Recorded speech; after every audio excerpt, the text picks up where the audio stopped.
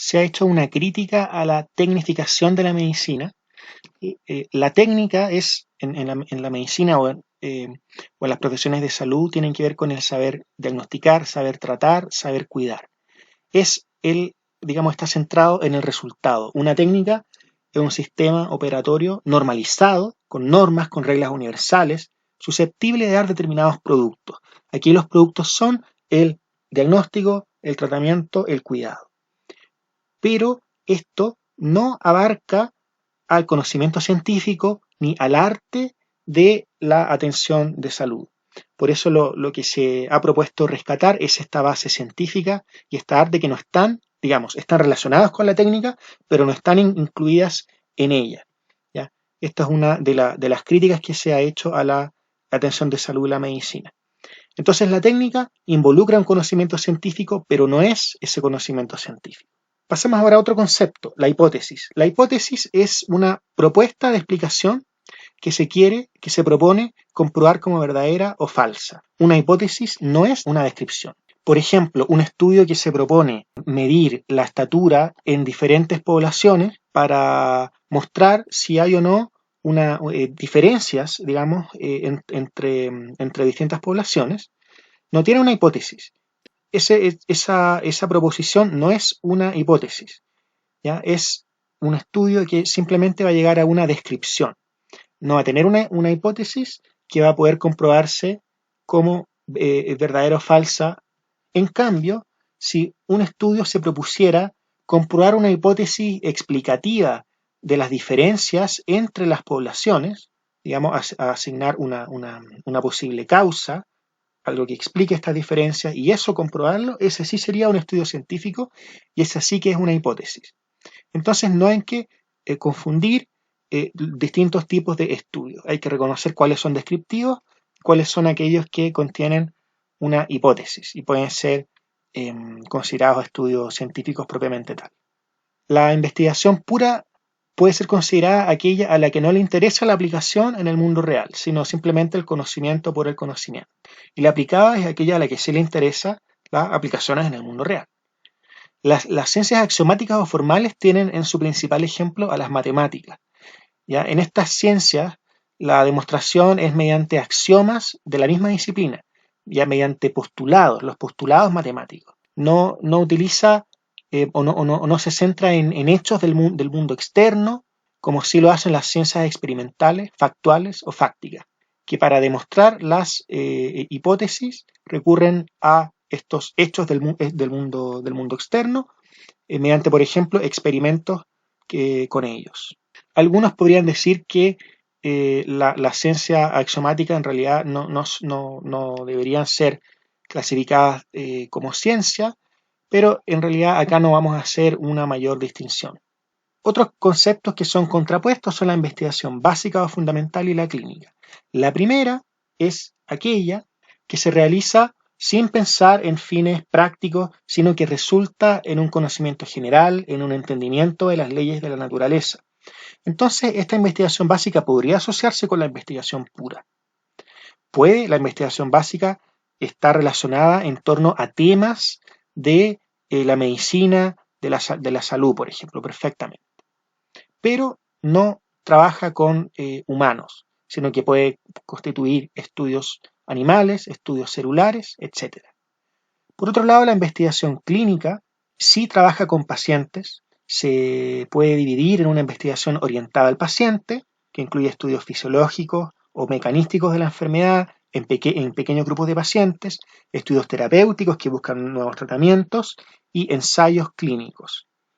Y la investigación orientada a las poblaciones consta fundamentalmente de estudios epidemiológicos, del comportamiento o behavioral studies y salud pública. Este cuadro muestra una división entre los tipos de investigación y de los tipos de estudio. Vemos que distingue la investigación básica, vemos también que muestra estudios clínicos que tienen distintas fases, fase 1, 2, 3 y 4, estudios terapéuticos, estudios diagnósticos, de modo que esa categoría que incluye ese tipo de estudios puede ser considerada aquella investigación orientada al paciente.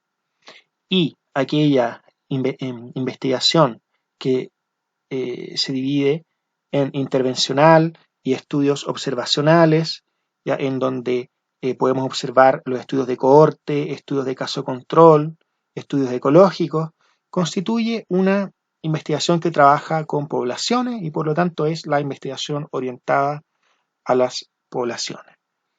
Es importante distinguir dentro de la epidemiología a los estudios descriptivos, que tienen como fin describir una situación de salud para quizás en el futuro poder plantear una hipótesis y eso comprobarlo científicamente, que es un ejemplo que ya vimos en una diapositiva anterior, y los estudios analíticos, que son los que se proponen comprobar una hipótesis, por lo tanto son estudios científicos. Y estos estudios epidemiológicos analíticos pueden clasificarse en los estudios experimentales e intervencionales y los observacionales que muestran en este cuadro. Pero en este cuadro también se hace la diferencia entre investigación primaria y secundaria. La secundaria es aquella que resume, sintetiza los resultados disponibles de los otros estudios, de los estudios primarios, a través de la forma de revisiones o metaanálisis.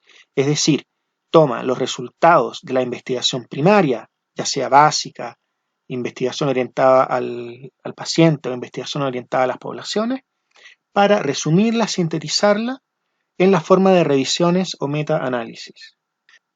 Los objetivos de estas revisiones bibliográficas o de la literatura científica son el sintetizar la evidencia sobre un tema clínico, orientar la práctica médica, responder preguntas clínicas, y van a ver algunas de estas investigaciones secundarias que son más rigurosas que otras, tienen mayor rigurosidad metodológica, como son los metaanálisis y las revisiones sistemáticas, y otras que tienen menos rigurosidad metodológica, como las revisiones narrativas, que sin embargo son ampliamente leídas en la práctica clínica para orientarla. Ahora, el concepto de la medicina o investigación translacional es un concepto bastante nuevo. Inicialmente se refería a traducir, trasladar, ya ese es de ahí viene el nombre, los resultados de estudios en animales hacia estudios en humanos. También se ha visto que inicialmente se utilizó en estudios en oncología, en que se utilizaban técnicas de distintas ciencias y se entrecruzaban distintas áreas. Ha ido evolucionando el concepto y una forma de entenderlo ha sido el from bench to bedside, que quiere decir pasar del bench, que es la mesa o el mesón de trabajo de investigación en el laboratorio, al bedside o pie de cama del paciente, es decir, aplicarlo en la práctica clínica con el paciente. Esa es una forma lineal de entenderlo y como vemos aquí se pasa del laboratorio a la creación de nuevos métodos clínicos, por ejemplo terapéuticos o diagnósticos o pronósticos, y luego a la implementación en la práctica clínica. También puede entenderse como el paso de la investigación básica a la investigación clínica y luego la implementación. Se ha distinguido así un primer momento translacional o T1, que es este paso de lo básico a la investigación clínica, y el T2, que es el paso de esta investigación clínica a la implementación en la práctica real con el paciente. Implementación que también requiere un conocimiento específico, denominado ciencias de la implementación. Pero recientemente se ha complejizado esta definición, pasando a denominar investigación translacional a aquella investigación que fomenta la integración multidireccional de la investigación básica, la investigación orientada al paciente y la investigación orientada a poblaciones, vale decir integración entre la investigación básica y clínica, con el objetivo de mejorar la salud del paciente. La investigación básica y la investigación orientada a poblaciones no necesariamente abordan asuntos que directamente pueden ser trasladados a la aplicación con el paciente, por lo tanto, no están incluidos en este óvalo por completo, pero sí parcialmente. En cambio, la investigación orientada al paciente aborda asuntos y problemas que fundamentalmente sí tienen el potencial de ser trasladados, traducidos hacia la práctica clínica, hacia la implementación en salud. Esta nueva forma de entender la investigación translacional resalta la multidireccionalidad, el intercambio entre estos tipos de investigación. Así, la investigación T1 es aquella que facilita el intercambio o el movimiento entre la investigación básica y la orientada al paciente. La investigación T2 es aquella que fomenta el movimiento o la interacción entre la investigación orientada en el paciente y la investigación orientada en poblaciones, es decir, con estudios epidemiológicos. Y T3 es la relación entre la investigación básica y aquella orientada en poblaciones e involucra, por ejemplo, disciplinas emergentes como la epidemiología molecular y la epidemiología genética.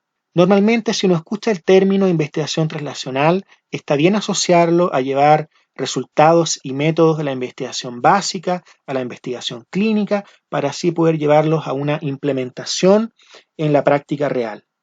Pero este cuadro complejiza un poco más esa comprensión para darnos a entender una multidireccionalidad e interacciones múltiples orientadas finalmente a lo mismo, hacia el cambio en la práctica con el paciente.